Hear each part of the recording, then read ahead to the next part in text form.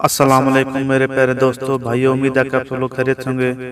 آج ہم ہمارے نبی کریم حضرت محمد صلی اللہ علیہ وسلم کی ایک حدیث بیان کر رہے ہیں۔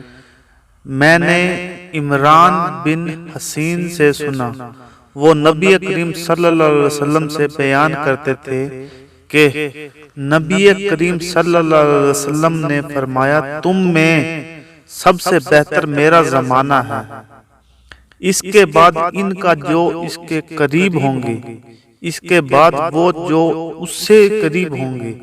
عمران نے بیان کیا کہ مجھے یاد نہیں، نبی کریم صلی اللہ علیہ وسلم نے اپنے زمانے کے بعد 2 کا ذکر کیا تھا یا 3 کا۔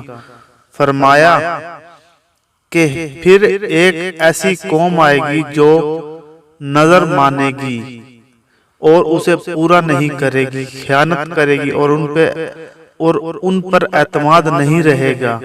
وہ گواہی دینے کے لیے تیار رہیں گے جبکہ ان سے گواہی کے لیے کہا بھی نہیں جائے گا، اور ان میں موٹاپا عام ہو جائے گا۔